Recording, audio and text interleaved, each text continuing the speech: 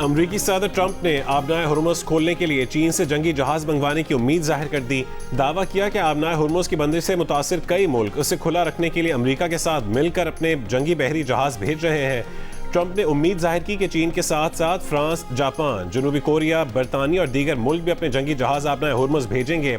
साथ ये भी कहा है कि अमरीका आबनाए हुर्मुज़ के साहिली इलाकों पर शदीद बमबारी जारी रखेगा और ईरानी कश्तियों और जहाज़ों को मुसलसल तबाह करता रहेगा। ईरानी शहर इलाम में अमरीकी और इसराइली फोर्सेस के हमले में 6 माह की बच्ची समेत एक ही ख़ानदान के 6 अफराद शहीद। अमरीकी सेंटकॉम का ईरान के जजीरा खार्क पर हमले में ईरानी बहरिया की बारूदी सुरंगों वाली तनसीबात और मिसाइल बंकरों को तबाह करने का दावा। आबनाए हुर्मुज़ पर ईरानी असर ख़त्म करने के लिए ट्रंप इंतज़ामिया का 2500 फौजी और मज़ीद 3 जंगी जहाज़ मशरिक़ वस्ता भेजने का भी फैसला।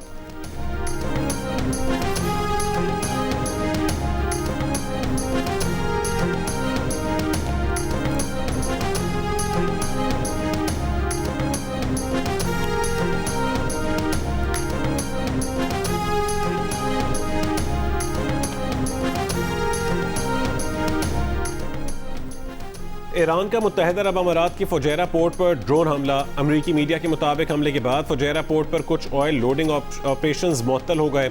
मुतासरा मकाम पर खौफनाक आग लग गई, इलाका धुआं धुआं हो गया। अमाराती हुक्काम के मुताबिक फ़ज़ाई दिफा ने 9 बैलिस्टिक मिसाइल और 33 ड्रोन्स तबाह कर दिए। इसराइल पर भी ईरान के जवाबी हमले। तेल अवीव में 20 धमाके हुए, मुतादिद मकामात पर आग लग गई। ईरानी अफवाज की UAE में मजीद हमलों की वार्निंग। कहा कि खार्क पर हमलों के बाद मुत्तहिदा अरब अमारात में मौजूद बंदरगाहें और अमरीकी फौजी ठिकाने जायज़ अहदाफ हैं। दुबई की जबल अली पोर्ट, अबू धाबी की खलीफा पोर्ट और फुजैरा पोर्ट के करीब रिहायशियों को अमरीकी अड्डों से दूर रहने की हिदायत। ईरानी बैंकों पर हमले के जवाब में ईरानी फौज ने खलीजी ममालिक में अमरीकी बैंकों को भी निशाना बनाया। कतर और बहरीन में भी अमरीकी फौजी अड्डों को निशाना बनाने का दावा।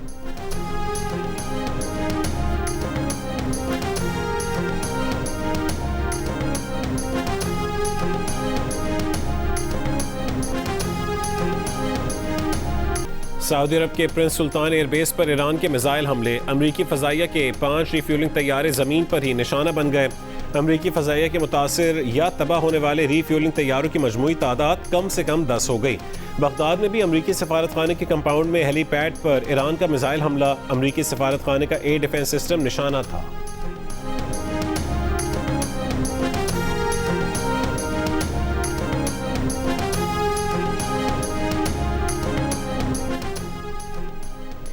ईरानी सदर मसूद पेज़ेश्कियान का कहना है कि जो तबाही हुई उसे पहले से बेहतर बनाकर दोबारा तामीर करेंगे।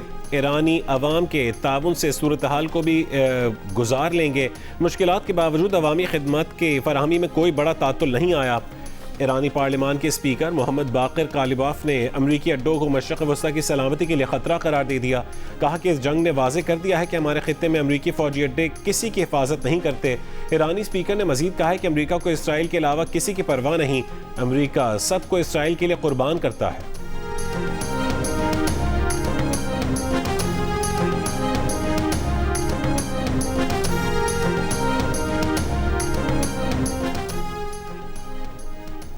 ईरान पड़ोसी मुल्कों को निशाना ना बनाए, फ़लस्तीनी मुज़ाहमती तंजीम हमास का मुतालबा। बयान में कहा है कि ईरान को जहरियत के खिलाफ दिफा का हक हासिल है। ईरान बैनुल-अक़वामी क़वानीन के मुताबिक हर मुमकिन तरीके से जवाब दे सकता है।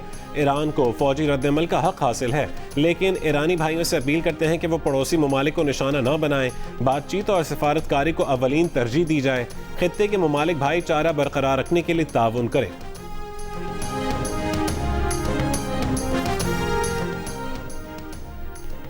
ट्रंप ने ईरान के रद्दअमल का गलत अंदाज़ा लगाया। उन्हें बता दिया था कि ईरान इस बार मुख्तलिफ रद्दअमल दे सकता है। साबिक अमरीकी वज़ीर ख़ारजा एंटनी ब्लिंकन का बयान। कहा कि पहले ईरान ने तहम्मुल का मुज़ाहरा किया तो उसने ये सबक सीखा कि तहम्मुल जहरियत की दावत देता है। अमरीकी कौमी सलामती के साबिक मुशीर जॉन बोल्टन की भी ट्रंप इंतज़ामिया पर तनकीद। कहा कि ट्रंप इंतज़ामिया ने ईरान जंग के लिए मुकम्मल मनसूबाबंदी ही नहीं की। तेल की कीमतों में इजाफा अमरीका की नाक़िस मनसूबाबंदी की अलामत है। उधर जर्मन चांसलर ने भी कहा है कि ट्रंप के पास जंग खत्म करने की वाज़ेह हिकमत अमली नहीं है। ईरान जंग ने जर्मनी की तवानाई की कीमतों पर शदीद असर डाला है।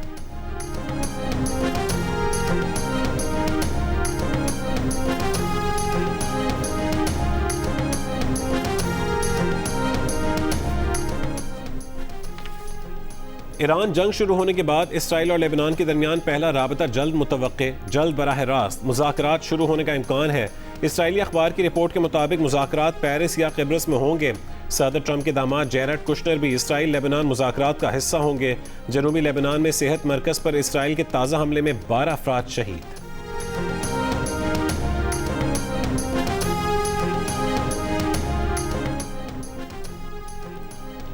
अगले 2 महीने के दौरान तमाम महकमों की सरकारी गाड़ियों को मिलने वाले तेल में 50% कटौती होगी। 60% सरकारी गाड़ियों के ग्राउंड किए जाने के फैसले पर अमल दरामद का थर्ड पार्टी ऑडिट करवाया जाएगा। सरकारी और हुकूमती सरपरस्ती में खुद मुख्तार इदारों के मुलाजमीन की तनख्वाहों से 5 से 30% तक कटौती होगी। मुलाजमीन की तनख्वाहों से बतदरीज कटौती को अवामी रिलीफ के लिए इस्तेमाल किया जाएगा। वज़ीर आज़म शहबाज शरीफ ने रोज़ाना की बुनियाद पर रिपोर्ट पेश करने की हिदायत कर दी। सरकारी अफसरान, वज़रा और मुआवनीन ख़ुसूसी के बैरूनी दौरों पर मुकम्मल पाबंदी आयद रहेगी।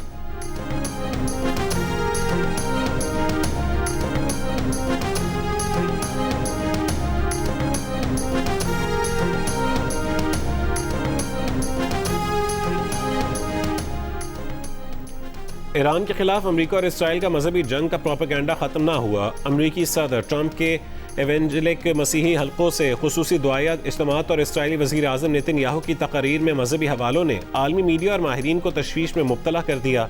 अब इसराइली वज़ीर आज़म ने कहा है कि उनकी फ़ौजी कार्रवाई दरअसल मसीहा की वापसी की राह हमवार कर रही है। नेतन्याहू ने खुलकर एतराफ़ किया कि इसराइल का असल मकसद ऐसे हालात पैदा करना है जिनके ज़रिए ईरानी हुकूमत को कमज़ोर करके ख़त्म किया जा सके। इस दौरान ये तासुर भी देना है कि ईरान के मुस्तकबिल का फ़ैसला ईरानी अवाम को खुद करना है।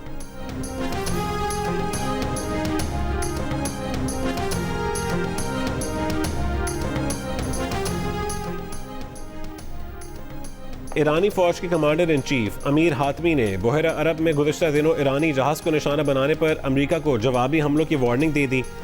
कहा कि ईरानी जहाज़ के हमले को पुरअमन मिशन मुकम्मल करके ईरान वापस जाते हुए निशाना बनाया गया।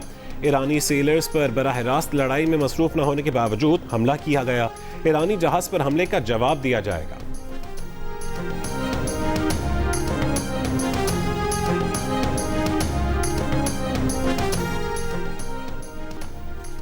ईरान का चीनी करेंसी युआन में तिजारत करने वाले ऑयल टैंकर्स को आबनाए हुर्मुज़ से गुजरने की इजाज़त देने पर गौर। अमरीकी मीडिया ने ईरानी ओहदेदार के हवाले से दावा किया कि ईरान महदूद तादाद में ऑयल टैंकरों को आबनाए हुर्मुज़ से गुजरने की इजाज़त देने पर गौर कर रहा है, बशर्ते कि तेल के कार्गो की तिजारत चीनी युआन में हो। फ्रांस और इटली का अपने बहरी जहाज़ आबनाए हुर्मुज़ से बाहिफाजत गुजारने के लिए ईरानी हुकूमत से राबता।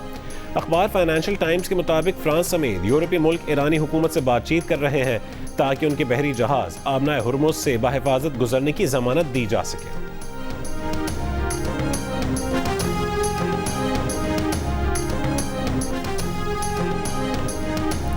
ईरान में हमले के बावजूद बेखौफ मजमा अल्लाह अकबर की सदाएं लगाता रहा। हमला उस वक्त हुआ जब खातून अमरीकियों को अल्लाह अकबर का मफहूम समझा रही थीं। खातून ने बताया कि अल्लाह अकबर का मतलब खुदा सबसे बड़ा, सबसे अजीम, सबसे ताकतवर है।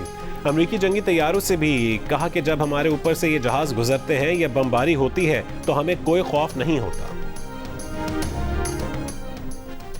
अफगानिस्तान की बिला इश्तियाल कार्रवाइयों के खिलाफ ऑपरेशन गज़ब लिल हक जारी। 12 और 13 मार्च की शब कंधार एयरफील्ड के ऑयल डंप साइट्स पर पाक फौज के हमलों की वीडियो जारी कर दी गई। वीडियो में हमलों से पहले और बाद के मनाजिर वाज़ेह नजर आ रहे हैं। पाक फौज ने Kandahar airfield oil storage sites को निशाना बनाते हुए तबाह कर दिया। Oil storage sites Afghan Taliban और दहशतगर्द तंजीमें अपनी कार्रवाइयों के लिए इस्तेमाल कर रही थीं।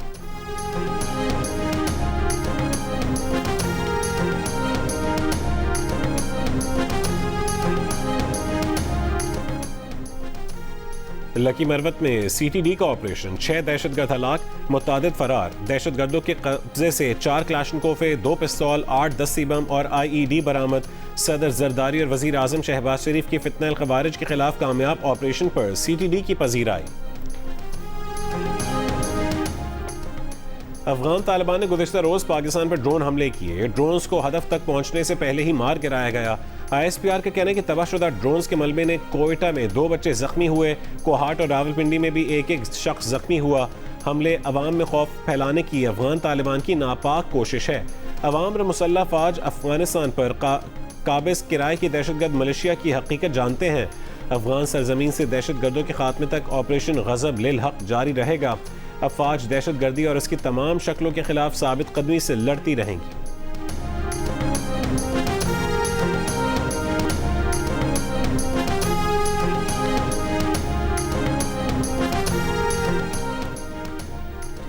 सदर मुमलिकत आसिफ अली जरदारी ने कहा है कि अफगानिस्तान ने शहरियों को निशाना बनाने की कोशिश करके एक सुर्ख लकीर अबूर कर ली। गैर कानूनी और दहशतगर्द तालिबान हुकूमत ने यह सुर्ख लकीर अबूर करके अपने ऊपर संगीन नताइज मुसल्लत कर लिए हैं। अफगानिस्तान ने दहशतगर्द गिरोहों को महफूज पनागाहें फराहम न करने का वादा किया था। अब वो इस्लामी दुनिया की एक बड़ी अस्करी ताकत को इश्तियाल दिलाने की जसारत भी कर रही है। दहशत और वहशियाना ताकत के जरिए कायम अफगानिस्तान की गैर कानूनी हुकूमत अपनी जिम्मेदारियों से मुसलसल मुकर रही है। पाकिस्तान की मुसल्लह अफवाज और सिक्योरिटी इदारे मुल्क के दिफा और अवाम के तहफ़्फ़ुज़ के लिए मुकम्मल तौर पर पुरअज़्म है।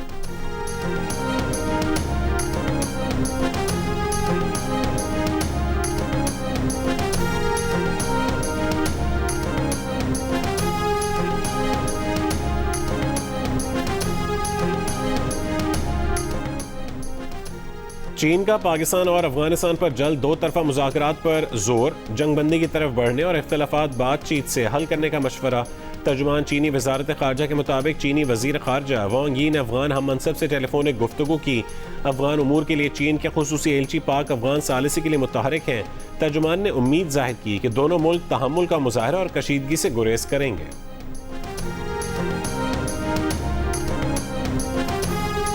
जो बाबर आजम की लेके इंजरी को लेके अभी वो जब वहाँ से वापस आए हैं तो वो उसको देखा है डॉक्टर ने हमारे यहाँ भी इंजरी, इसके ऊपर हम एक अभी क्रिकेट बोर्ड से भी रिक्वेस्ट कर रहे हैं, उसकी एक इंक्वायरी करा रहे हैं कि ये कैसे हो सकता है कि फ़खर भी अनफिट है, कि वर्ल्ड कप ख़त्म होने के बाद ये दो प्लेयर की इंजरीज तो हमारे सामने आई हैं, तो क्या ये जब वर्ल्ड कप के दौरान खेल रहे थे तो इनकी जो फिटनेस थी उसको क्या देखा नहीं जा रहा था? रुकन सिलेक्शन कमेटी आकिब जावेद की बाबर आजम और फ़खर जमान की इंजरीज पर पीसीबी से तहकीकात की दरख्वास्त। कहा कि तहकीकात की जाए कि दो प्लेयर्स वर्ल्ड कप के फौरी बाद इंजर्ड हो गए। ये जानना है कि क्या वो इवेंट के दौरान ही इंजरी का शिकार हुए, हमें इस चीज़ का इल्म होना चाहिए। बाबर आजम अपनी इंजरी के बायस ना बांग्लादेश सीरीज़ में शामिल है, ना ही T20 कप खेल रहे हैं। कौमी क्रिकेटर्स पर जुर्माने से मुतालिक सवाल पर डायरेक्टर मीडिया आमिर मीर ने बताया कि अभी किसी क्रिकेटर पर कोई जुर्माना नहीं हुआ, ना इस बारे में कोई फैसला हुआ है।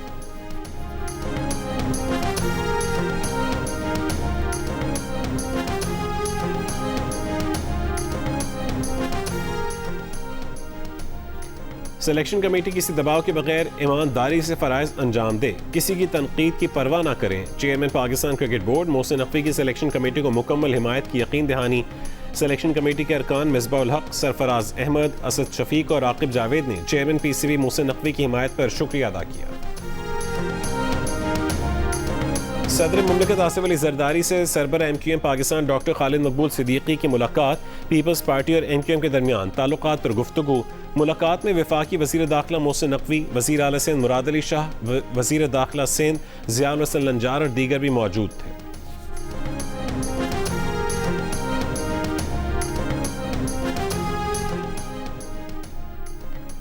गवर्नर सिंध निहाल हाशमी से वज़ीर आला सिंध मुराद अली शाह की गवर्नर हाउस में मुलाकात। वज़ीर आला सिंध ने गवर्नर सिंध निहाल हाशमी को ओहदा संभालने पर मुबारकबाद दी। मुलाकात में सूबे की मजमूई सूरत हाल और बाहमी दिलचस्पी के उमूर पर तबादला ख्याल किया गया। गवर्नर सिंध ने कहा है कि माह रमज़ान में अशिया खुरनोश की कीमतों पर कंट्रोल से आवाम को रिलीफ दिया जा सकता है। वज़ीर आला सिंध का कहना था कि कीमतों पर कंट्रोल यकीनी बनाने के लिए इक़दाम किए जा रहे हैं। दोनों रहनुमाओं का सूबे की तरक्की और अवामी फलाह के लिए मुश्तरका इक़दाम जारी रखने का आज़म।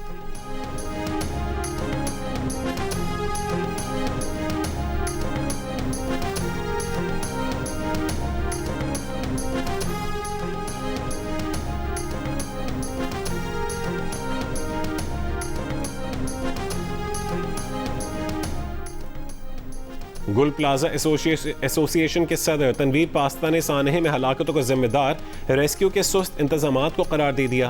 तहकीकाती जुडिशल कमीशन को बयान में कहा है कि पहली गाड़ी का पानी खत्म हुआ तो दूसरी गाड़ी आधे घंटे बाद पहुंची। जब तक आग फैल चुकी थी, फायर फाइटर्स के पास फोम या केमिकल मौजूद नहीं था। रेस्क्यूदारों की गैर मौसर कार्रवाई ने सूरत हाल मजीद संगीन बनाई। प्लाजा के तमाम 16 रास्ते खुले थे। हादसे के वक्त 3,500 अफराद मौजूद थे। बेशतर को निकाल लिया गया था।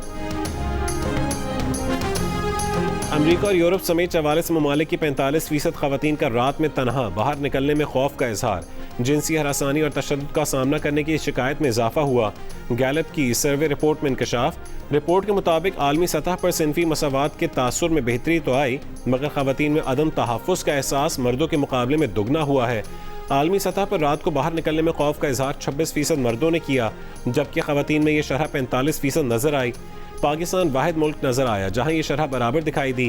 पाकिस्तान में 69% मर्द और 70% खवातीन ने रात में तनहा बाहर जाते हुए खौफ का इजहार किया। आलमी सतह पर जिनसी हरासानी का सामना करने की शिकायत करने वाली खवातीन की शरह 7% से 10% हो गई, जिसमें 18 से 24 साल की नौजवान लड़कियों की जानिब से शिकायत 4% इजाफे से 20% हो गई। तशद्दुद का सामना करने वाली खवातीन की शरह भी 3% इजाफे के बाद 17% पर देखी गई।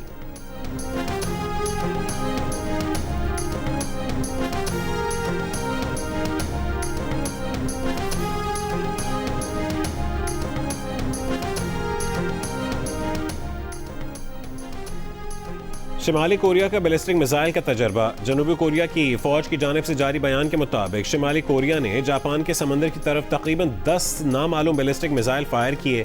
शिमाली कोरिया के बैलिस्टिक मिसाइलों ने तकरीबन 350 किलोमीटर तक परवास की। ये मिसाइल शिमाली कोरिया के मशरकी साहिल से समंदर की तरफ दागे गए थे। गजा में रेत का तूफान। इसराइली जंग से तबाहाल फलस्तीनियों की मुश्किलात बढ़ गईं। तूफान के साथ तेज हवाओं और गर्द गुबार ने गजा को लपेट में ले लिया।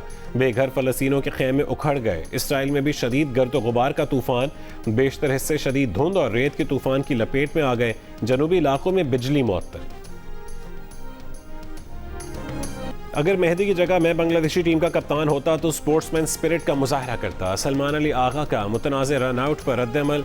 कहा कि मेहदी हसन ने भी जो किया वो कानून के मुताबिक है। साबिक भारतीय क्रिकेटर मोहम्मद कैफ ने बांग्लादेशी कप्तान की हरकत को नापसंदीदा कहा। नौजवानों को मशवरा दिया कि चाहे वर्ल्ड कप फाइनल दाव पर लगा हो, लेकिन वो ना करना जो बांग्लादेश के कप्तान ने किया। फेयर प्ले के बगैर खेल नहीं रहता। दूसरी जानिब आईसीसी ने सलमान अली आगा को आईसीसी कोड ऑफ कॉन्डक्ट के लेवल 1 के खिलाफ वर्जी के मुर्तकिब करार देते हुए उन्हें तंबीह जारी कर दी।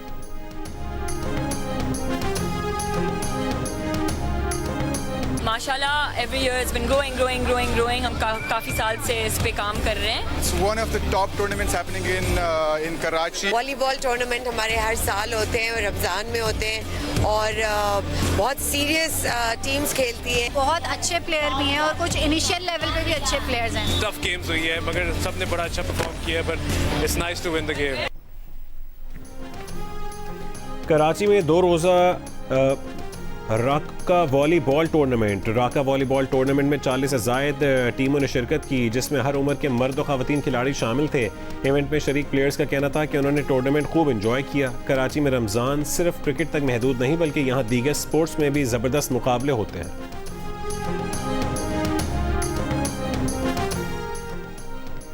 समंदर का बढ़ता दर्जा हरारत और ट्रॉलरों से मछलियों का शिकार मरजान की चट्टानों को निगलने लगा। पाकिस्तान में मरीन कंजर्वेशन पाकिस्तान की टीम ने मरजान की चट्टानों की बहाली के लिए मुहिम शुरू कर दी। मरजान की चट्टानों को नई जिंदगी देने का आगाज़ कर दिया। मरजान की मुतासरा चट्टानों के टुकड़ों को समंदर से निकाला जाता है, समंदरी पत्थरों पर एहतियात से जोड़कर फिर गहरे समंदर में बनाई गई नर्सरी में लौटा दिया जाता है, जहां कुदरत उनकी परवरिश करती है और कुछ अरसे बाद मरजान के नन्हे टुकड़े सांस लेती चट्टानों में बदल जाते हैं।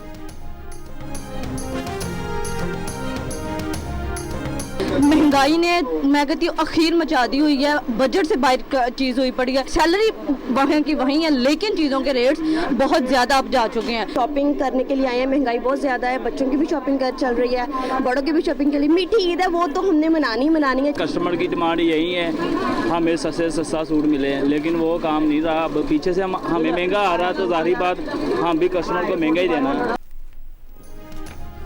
ईद करीब आते ही महंगाई के सताए अवाम के लिए शॉपिंग इम्तिहान बन गई। खवातीन का चीज़ें महंगी होने का शिकवा। कहा कि पिछले साल के मुकाबले में इस साल चीज़ें खरीदना मुश्किल हो गया है। तनख्वाहें अपनी जगह लेकिन महंगाई डबल हो गई। पर महंगाई जितनी भी हो मीठी ईद तो मनाएंगे। दुकानदारों का कहना है कि बाजारों में रश ज़्यादा लेकिन ख़रीदार कम है। ईद की तैयारियों में बच्चे भी पेश अपनी पसंद के कपड़े, जूते और चप्पल खरीदें।